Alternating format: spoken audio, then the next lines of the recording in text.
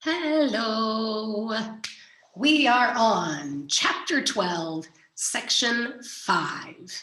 And this is all about China and imperialism. So, a little background on China. China is a very, very old country. They have 5,000 years of history. And if you've ever lived in China, you've heard this said 1,000 times or more. Every time I met anyone, I lived in China for 3 years, they would say, oh, 5,000 years of history. Yes, you have 5,000 years of history. So China's been around for 5,000 years. Well, China's really, really stuck in their traditions and they don't like to change. Really, it's kind of still today. Chinese people don't really like to change very much, but we're talking about a long time ago. And a long time ago, the Chinese people were very, very fearful of the outside world. They didn't want outsiders to come into their country, and they kept everything kind of shut down. And when it came to trade, they had this policy called the Chinese Balance of Trade. The Chinese Balance of Trade. And the way this worked was the Chinese were perfectly happy to sell all of their stuff. Like France could come in and could buy silk from them, could buy porcelain from them, could buy tea from them. But they only liked to send their stuff out. They didn't really like to bring Western foreign stuff in. They mostly just bought, they took gold and silver for their tea and their silk and their porcelain, and they didn't buy much stuff from the outsiders. They bought a little bit, but not much. But the way this worked was it worked out to where China had a trade surplus and the West had a trade deficit. What it means is that it wasn't even trade. The West spent a bunch of money on stuff in China, but didn't sell any of their stuff to make their money back. And China sold lots of their stuff, but didn't really buy anything from the foreigners. So they were making money off the foreigners, but they weren't spending any money. So China was kind of getting rich off the Westerners, and this was the Chinese balance of trade. And it was this big fear that China had of Western cultures coming into theirs and making them change. They really didn't want that. Then, in the 1700s, Britain started selling opium. Selling opium in China. I don't know if you know what opium is. It's a drug. It's a really very, very highly addictive drug. And Britain was selling opium in China.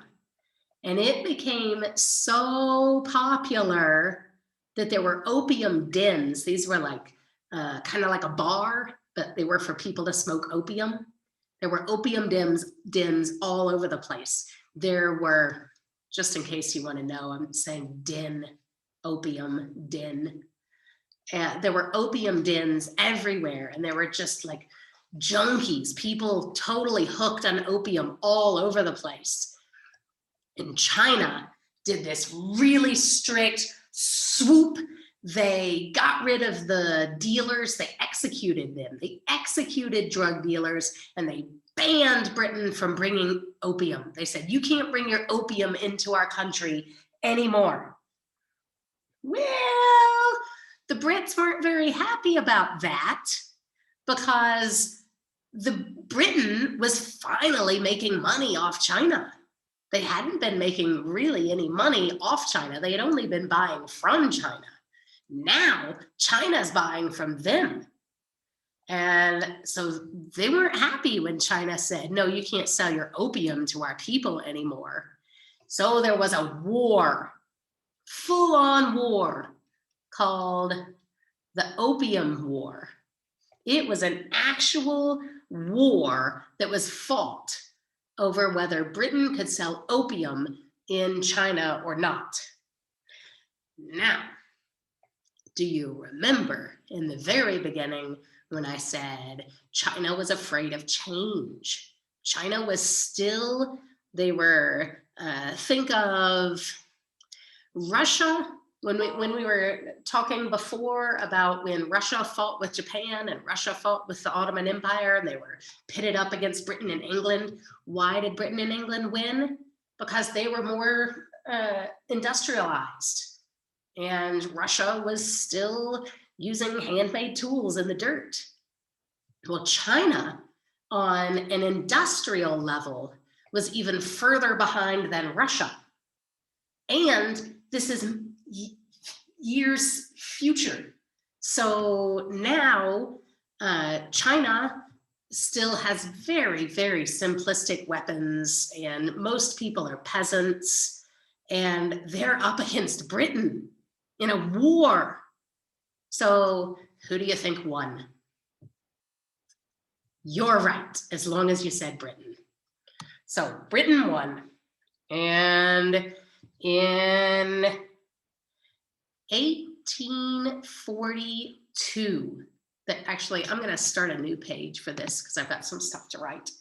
In 1842, Britain made China sign the Treaty of Nanjing. And in the Treaty of Nanjing, Britain made China had to pay indemnity for British losses. What does this mean? This is crazy. This means that for all the money that Britain lost while they were fighting the war, China had to pay them back. They also forced China to open 5 ports to full trade with Britain.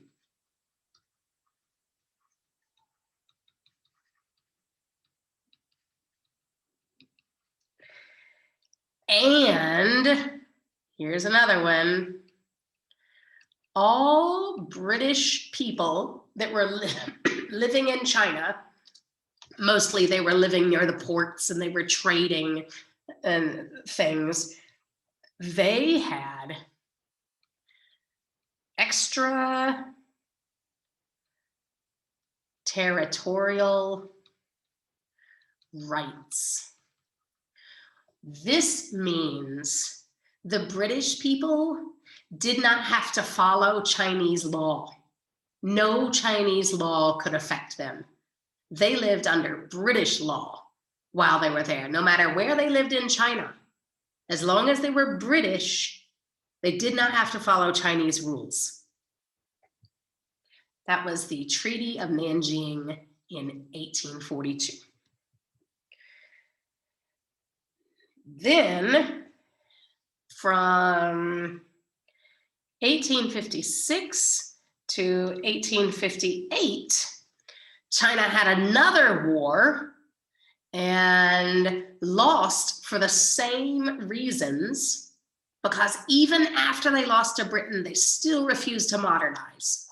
The leaders of China were really, really determined to not change their culture. They were going to stay the same that they had been for 5,000 years. Nothing was going to change. They were going to be the same. But there was another war. And in this war, they lost again. And they had to open up more ports. But this time to France, Russia, and the US. So now they've gone from having the Chinese balance of trade, bringing in very, very little foreign goods of any kind.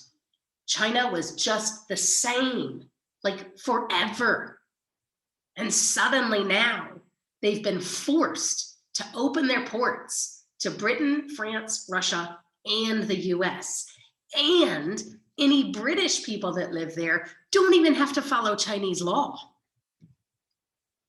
So let me get a new page. In the 1800s, like kind of the whole 1800s, the Qing dynasty, these were the rulers at the time. I'm going to do a little sidebar and I'm going to tell you what a dynasty is, just in case you don't know. Dynasty is how the Chinese call their leaders, and it always stays in the family.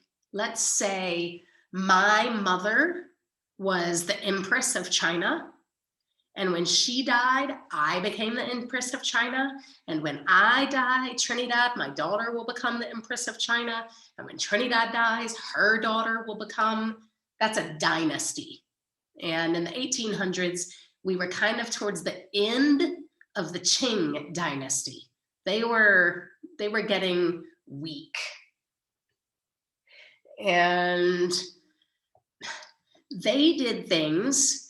I want you to think of Marie Antoinette and King Louis and how they lived this extravagant lifestyle, but all the people were really poor. Think of the Women's March chanting bread, bread, bread.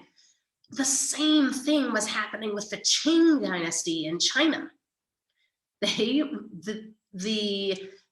rich, the politicians, they were living extravagant lifestyles, while the peasants were miserable. They were starving, they were hungry, life was awful for them. Well, the Qing dynasty, they partied so much that they kind of let the country crumble.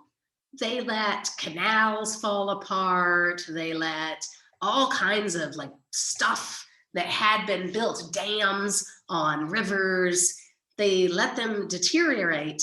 And then this one dam broke and lots of land was flooded. People died, the land was flooded, they lost their homes.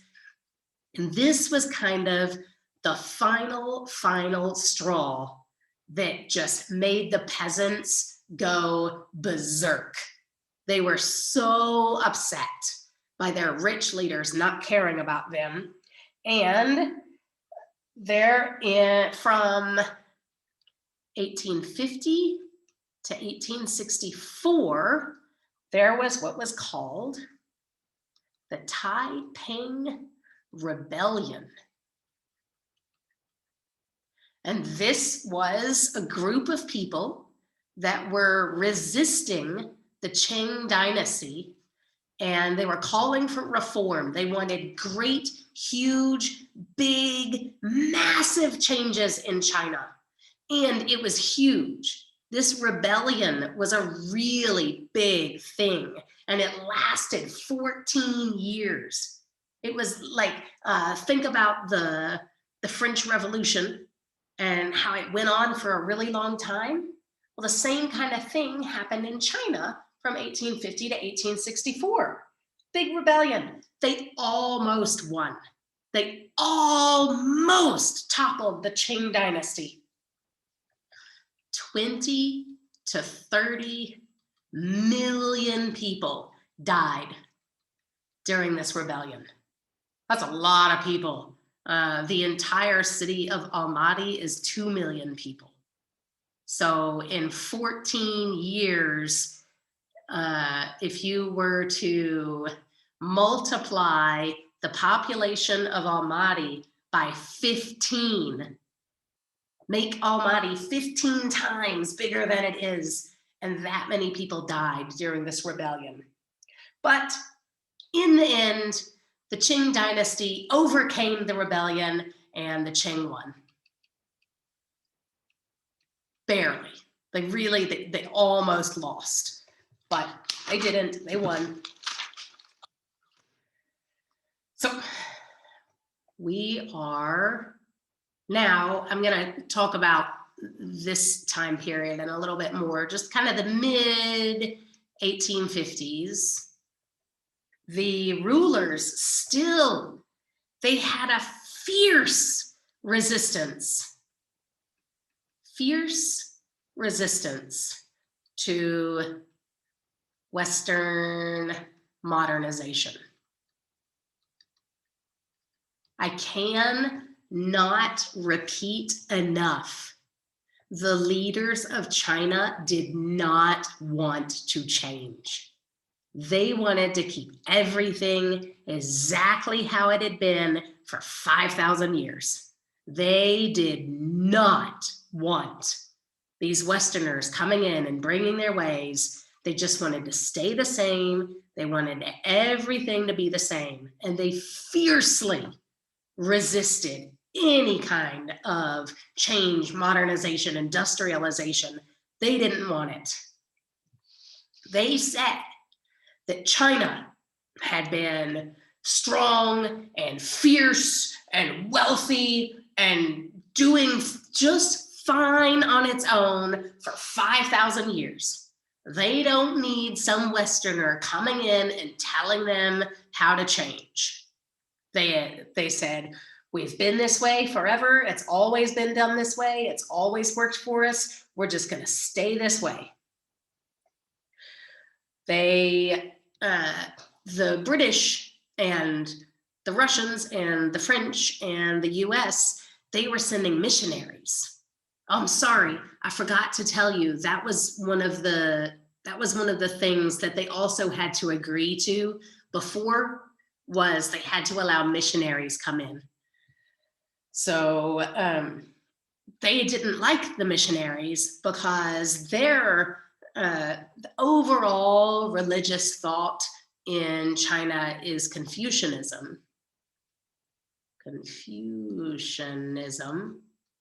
Confucius was a great philosopher, a great Eastern philosopher.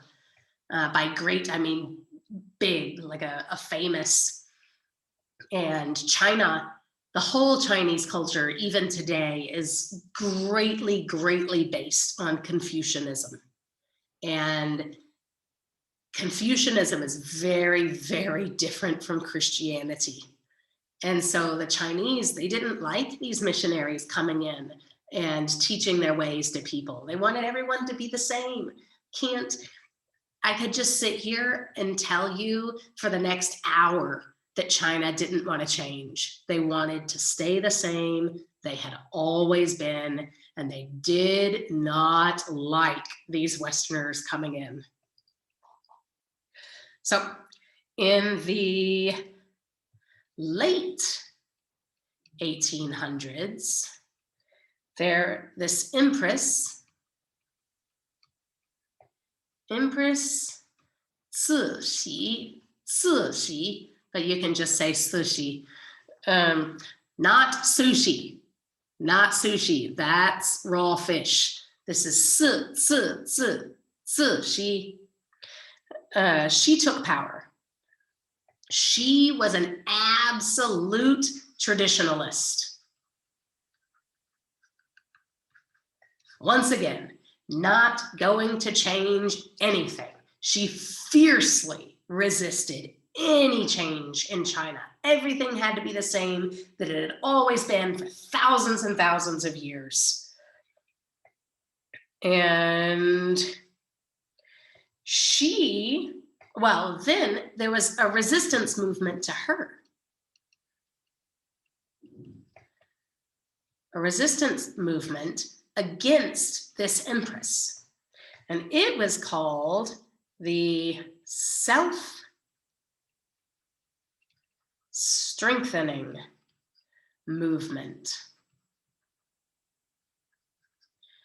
And this was a group of people that wanted to make China stronger, make China more modern, more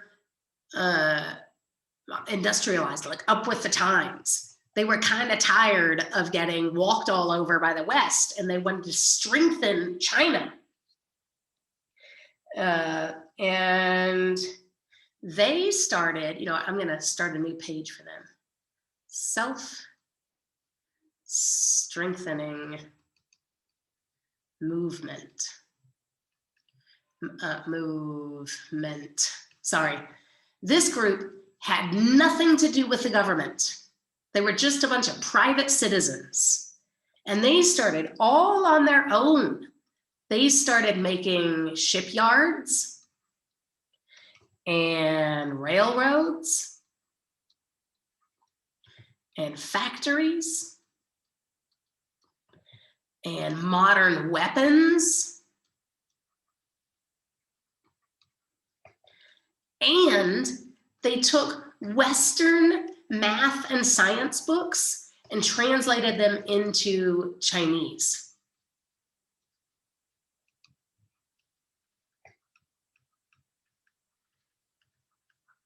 Because there had been a whole, we learned all about this in the previous unit, that the maths and the sciences made all kinds of discoveries, but none of that had happened in China. China was still very, very behind the times in their science and math thinking. So they did all these translations, and they made a little progress. I mean, China's a huge country, so they couldn't really go all the way around the country, but the government did not support them at all. The government was against this group. Now, at this time, while Cixi, the empress, was very, very fiercely, strongly against any modernization at all, the entire West and Japan had jumped in on modernization. The West and Japan were rapidly modernizing. Like factories were popping up everywhere. They were making weapons that seemed futuristic at the time. And I mean, it was just, everything was developing really, really, really fast in Japan and the West. Like if China's here, then Japan, little baby country here, was modernizing, and Western Europe was modernizing, and China was sitting here still stuck in their old-fashioned ways, and they refused to change. But so Japan, like I said, Japan had hopped in, and Japan jumped in on imperialization and wanting to dominate a global empire, just like Western Europe was taking over Muslim lands and taking over Africa. Well, Japan wanted in on that too, and they started to want to take over places. So in 1894, there was the Sino-Japanese War. And this is when Japan wanted to take land over in China. And it's so teeny tiny, baby. Let me show you a map. Let me show you Japan map. Here we are. Okay, so here's Japan. Tiny, tiny couple little islands here. And China is this huge nation. And who won? Japan did, because Japan had been industrialized and was modernized, while China was trying to stay traditional and stay in the old ways. So Japan won, and it was pretty rough, and Japan took possession of Taiwan. So the West continued with their sphere of influence on China. Sphere of influence, that's, like influencing them, selling their goods, making the people like their Western goods. But the US specifically did not overtly, that means obviously, take any control of China. And why they didn't do that was they were a little worried that the US was a little worried that if they tried to take control in China, that France and Britain and Russia and all those other countries might get mad at them. So they just kind of stayed out of that. But then they weaseled their way in. In 1899, the US set up the open door policy with China. And the open door policy that the United States convinced China to sign said that China would openly trade with anyone in the world that wanted to trade with them. You want to trade with China? Okay, China will trade with you. And so while the US didn't literally control the seaport, they still had all access to all the trade they wanted because they convinced China to sign the open door policy.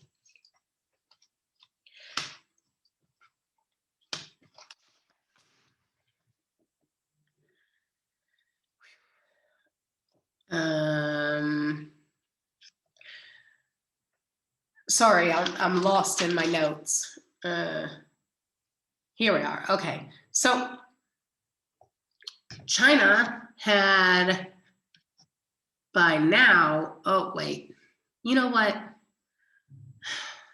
I don't want to stop my lecture and go and have to start this all over again. So I need you to forget what I just told you about the open door policy. I made a mistake.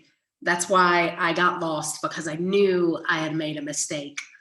The open door policy, they didn't sign it with China. They signed it with the other Western countries. And they did it just like Europe did the Berlin Conference. Do you remember what the Berlin Conference was? It was when all the Europeans got together and decided how they were gonna divvy up Africa and who was gonna control Africa, but they didn't actually invite any Africans. Well, the US did the open door policy and spoke with all these other Western countries and said, we're going to have trade in China. Any one of us Western countries can go to any port in China and trade our goods. But no one asked China. Nobody asked China. All these Western countries just decided that they were going to do it, but nobody talked to China about that. So now China is really depressed. China's really upset about being defeated by Japan, because once again, I can't express how teeny, teeny, tiny Japan is. It's this cute, tiny little baby country that defeated big, strong, giant, huge China. So it was really embarrassing to them. And it was because Japan had modernized. And China was so stuck in their old traditionalist ways that Japan easily defeated them. So the people are really upset.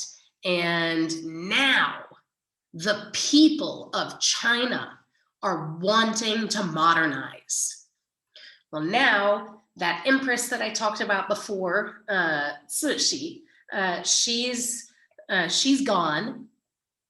It's 1898, and there's a new emperor, Guangxu. Sorry, I should have put emperor. Emperor Guangxu, and he does 100 days of reform. And he wants to push the nation to, in just 100 days, that's basically 3 months. In 3 months, he wanted to reform the entire nation of China. And he went in and he made changes to the service exam. This is the test you have to take to work in the government. And he made changes to the government. And he made new factories, new industry. And he helped to modernize the military. Oops, service exam, government, new industry, modernizing the military. But the conservatives, the people that didn't want change, the traditionalists, they were so against this, and they rebelled against him, and there was lots of fighting, and Guangxu got afraid and ran away for his life. And then the old lady, Cixi, she was back in power again. And at this time, she's an old woman. So now Cixi is back in power and, totally against change, complete traditionalist. And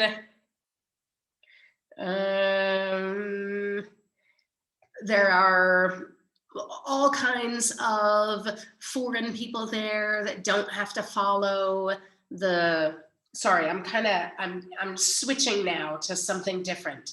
And I have to talk about the public. So we're in the late 1800s now, late 1800s. And while all of that was happening with the 100 Days of Reform and all that, there was a huge group of traditionalists, people that didn't want that 100-day reform. That's why Guangxu was thrown out, because they don't want change. They want to stay the same all the time.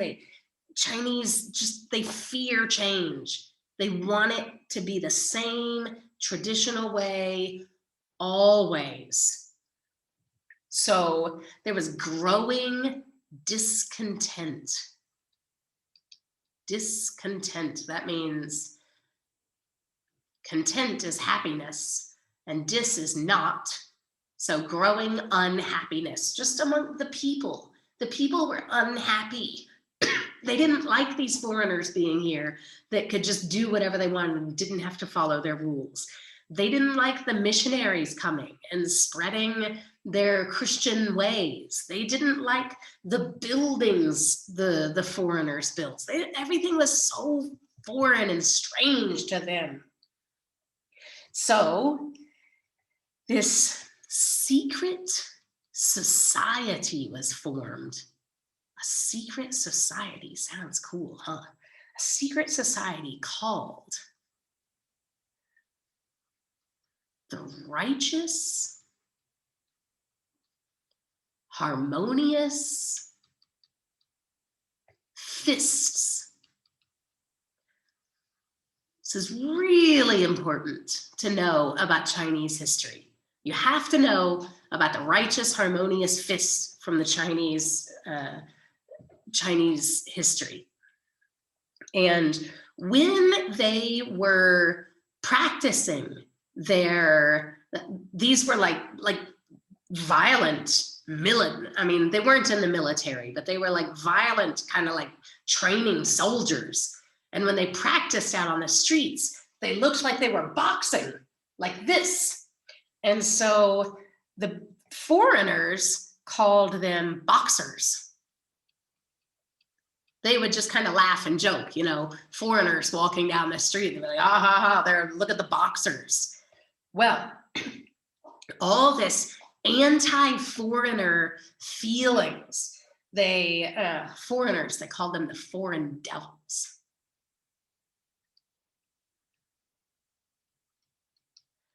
And for a side note, you still hear this. I was called a foreign devil a whole bunch of times when I was in China. So the boxers, at one point in the year 1900, the righteous, harmonious fist rose up against the foreigners. There was like an inside rebellion, a revolt, and they fought the foreigners. This is called the Boxers' Rebellion. The Boxers' Rebellion. And the Boxers, who in Chinese, they were the righteous, harmonious fist. The Boxers is what the foreigners called them. The Boxers rose up all across China and attacked foreigners. And in Beijing, they had this huge group of foreigners trapped. And this went on for like days, and it was bad. They were really not nice to the foreigners. But Japan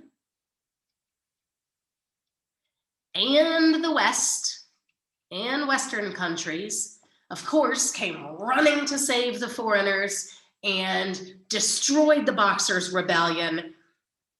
It was really bad. And at first, Cixi had supported the Boxers. Of course she had, because she was a traditionalist. But when she saw how easily the Boxers were destroyed with Japan and the West, modern weapons and modern everything, she suddenly changed her mind and was like, oh, no, I don't like them. Have you ever been in that situation where you were, I don't know, maybe hanging out with a friend and you thought everything was really cool until that friend got in trouble? And suddenly you were like, oh, no, I don't know him. Like, we weren't friends. We weren't hanging out. That's kind of what this Empress was doing. She was totally down with the Boxers until she saw how quickly they were squashed. And then all of a sudden she didn't like the Boxers anymore. Oh, no. That didn't have anything to do with the government. I didn't support them. But when that happened, now China had to make even more concessions. Concessions is like when you give up a little bit of your freedom and your lifestyle and you give it to someone else. You had to concede. They had to give even more to the West and even more to China. Now,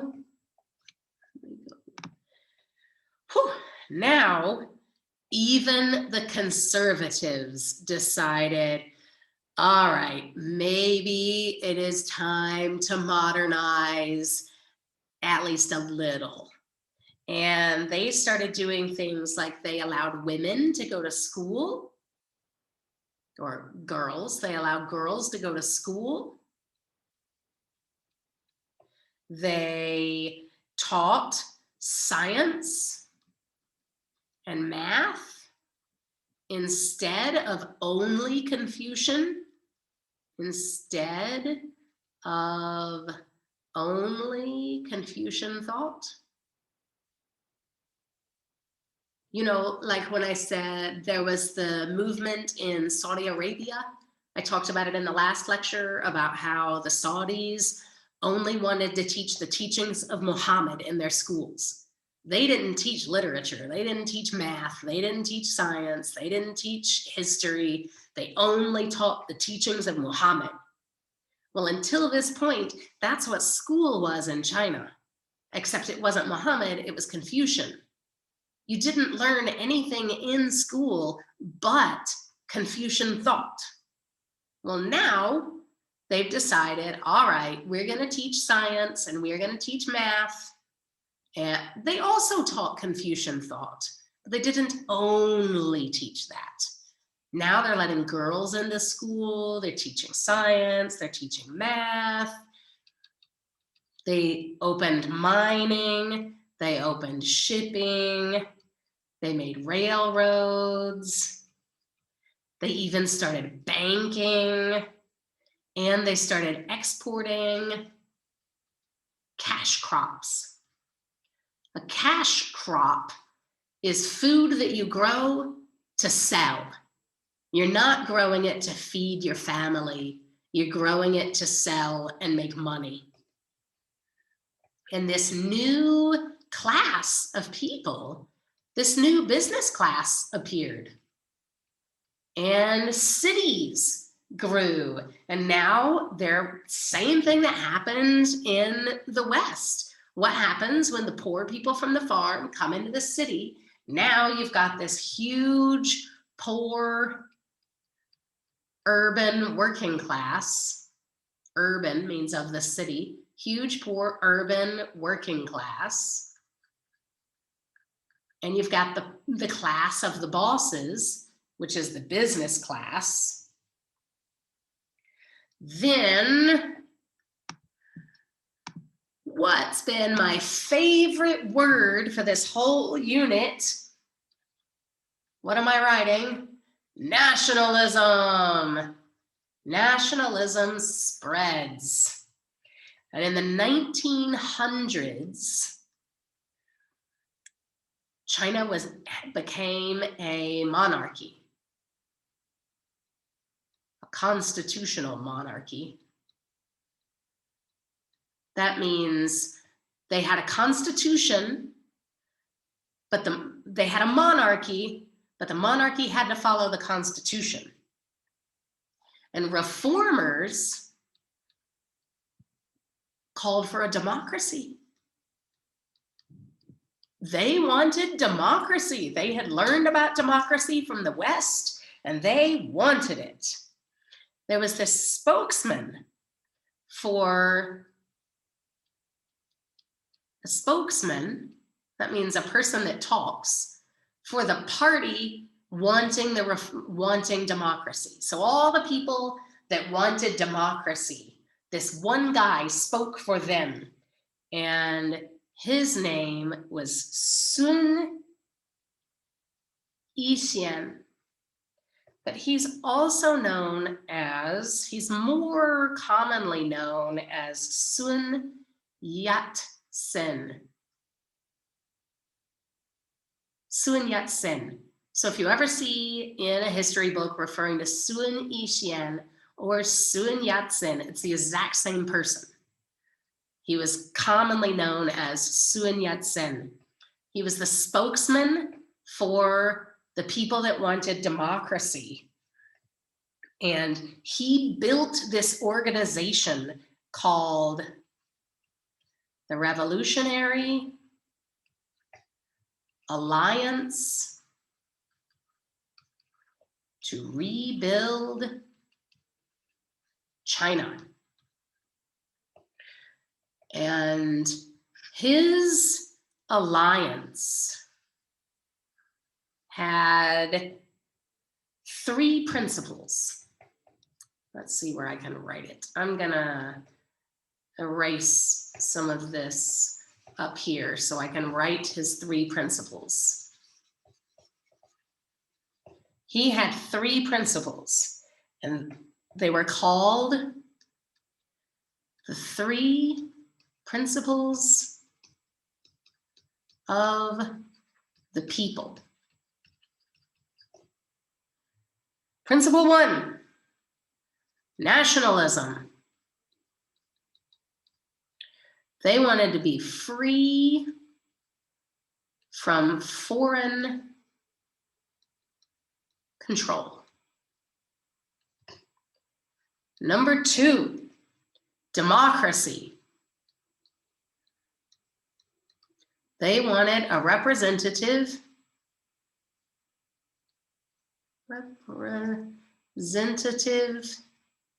government where the people voted for their leaders. That's what they wanted. And the third principle was livelihood. And this means that everyone is taken care of.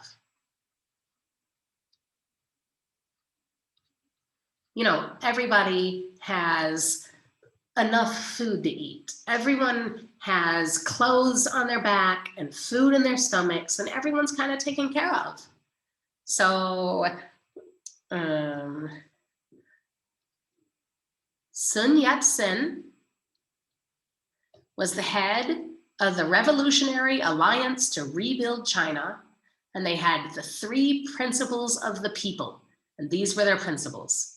Get rid of foreign control, the people get to elect a leader, and everyone's taken care of.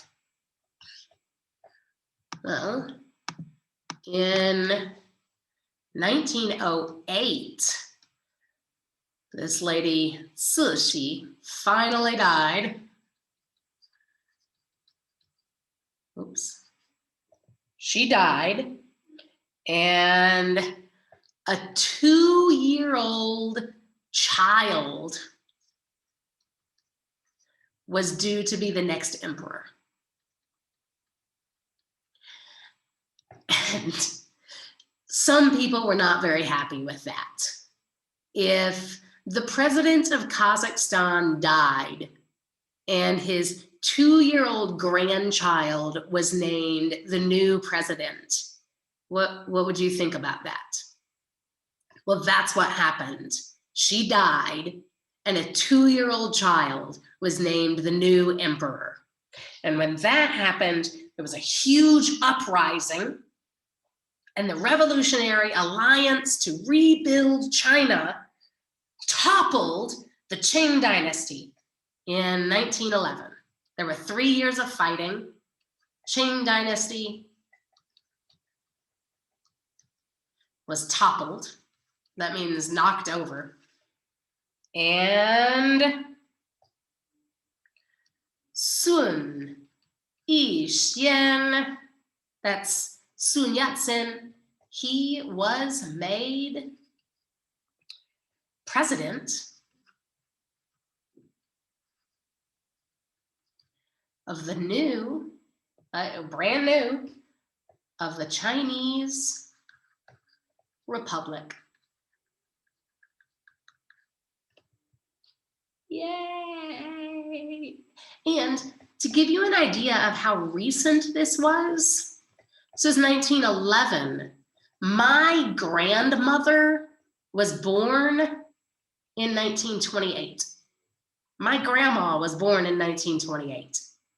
So all of this happened. The Qing dynasty fell, and they made China a republic where the people could actually vote for their leader. They did that in 1911. Okay, we're finished with China. There's one more lecture to go, and then we'll be finished with this unit. Bye, guys.